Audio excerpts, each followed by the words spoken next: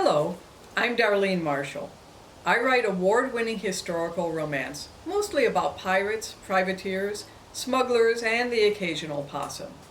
My books are set primarily in Florida because writers are always told, write what you know, and I have lived in this state for most of my life. I love writing about Florida. Florida history is rich with all kinds of scalawags and pirates and people doing bad things that make for very interesting reading. My books have been translated into French, German, Estonian, and I have readers around the world. I love it when they write to me, when they say to me, I didn't know that Florida had history. I thought Florida was all Disney World and South Beach. So I can bring Florida history alive for new readers everywhere, and that brings me a lot of joy. My best-selling series is my High Seas series, which is 4 books and is about piracy in the 19th century, mostly in the Caribbean and mostly in Florida. I'm going to read to you today from The Pirate's Secret Baby, which is the 3rd book in the High Seas series. As you might guess from the title, my books contain a lot of humor, and I enjoy making people laugh. When people ask me, why do you write romance? The answer is pretty obvious to me. I love a happy ending. And when you read a romance novel, you get a guaranteed happy ending. And right now, we could all use some books with guaranteed happy endings. So, The Pirate's Secret Baby is about a pirate, of course, named Robert St. Armand, a governess named Lydia Burke, and the pirate's daughter, who he didn't know existed until relatively recently, who's named Maddie, or Marauding Maddie, as her father calls her. When we open the book today, Maddie is at sea with her governess, her father, and the pirate crew. One of these people does not want to be there. Lydia Burke had no intention of boarding a pirate ship, but Robert needed a governess, so he did what any self-respecting pirate would do. He stole one. He took Miss Burke, kidnapped her, brought her aboard his ship, and now she's governess to his daughter, Maddie. Miss Burke has taken this all in stride and is teaching Maddie a mathematics lesson up on deck when they're joined by a couple of the pirates, intrigued by the tricks that you can use to make numbers add up. So that's where we're going to start today with The Pirate's Secret Baby. This is what we will work on now, Maddie. I want you to practice with your slate and be sure to write your numbers with a clear hand. That's right, Sprat, said Turnbull. If you're dividing up the booty and your shipmates think you're cheating or holding back, you could find yourself on the wrong end of a blade. Maddie's eyes widened at the hidden dangers of multiplication, and Lydia hoped the twinge behind her own eye would not develop into a full-blown headache. When she'd contemplated being a governess, she'd never considered pirates and their economic systems as part of her teaching methodology. Turnbull and Nash were looking at her expectantly. Gentlemen? Nash snickered at that, but Turnbull said, Do you have extra slates we could use, Miss Burke? We could try our hands at the problems. Lydia was about to beg off, but she saw how Maddie's face glowed at the idea of pirates joining the lessons. To be honest, she started, then paused to think.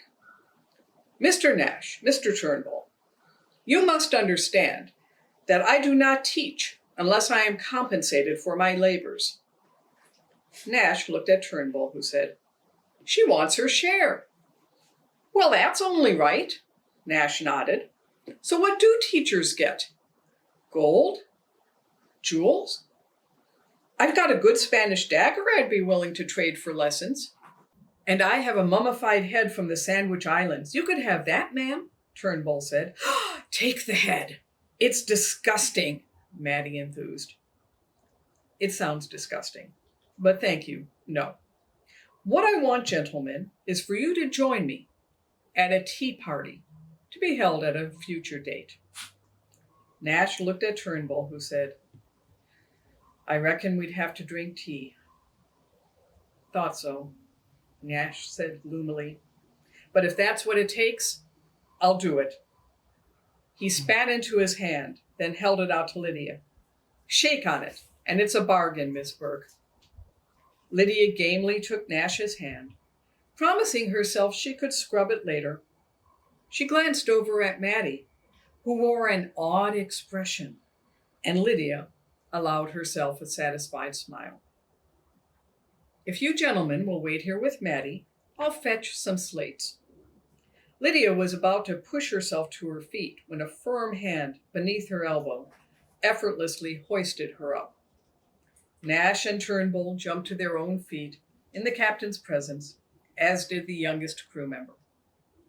Captain St. Armand still had his hand wrapped about her arm, and she could feel the warmth of that contact through the thin fabric of her gown. She tried to subtly maneuver out of his grip, but he seemed content to keep her there.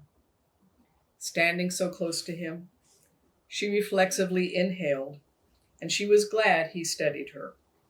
It had been ages since she'd wanted to lean in and get closer to a man, because her nose told her it was a fine idea. And this was definitely the wrong man to set off olfactory responses and bring her skin and senses to life. Miss Burke. Miss Burke was teaching us number tricks, Papa. I was addressing the lady, he said mildly, which brought a sorry, sir, from Maddie, and silence from the rest of the crew standing there.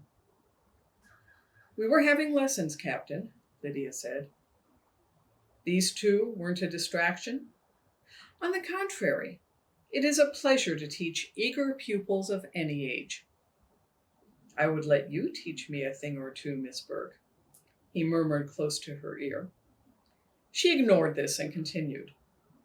The men asked if they could sit in on the lessons, their schedules permitting. Maddie approves of the idea as well. And I found that sometimes a pupil's learning is stimulated by the presence of other students. She looked up at the captain, whose eyebrows arched at the idea of Nash and Turnbull as classroom compatriots, but he said, If Mr. Fuller agrees, then I have no objection. The two men thanked their captain and hurried off, arguing over how to check sums.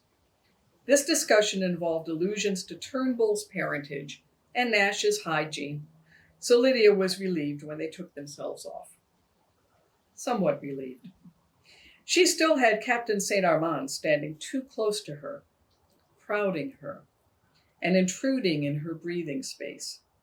She wanted to step back away from him, but at the same time, she did not want to. Regardless, retreat displayed cowardice, and it was not the best response with him, no matter the provocation. He smiled down at her, as if he could parse all these thoughts, then stepped back himself, his slender fingers gliding down her upper arm as he released her, a shiver lingering along that too sensitive flesh in their wake.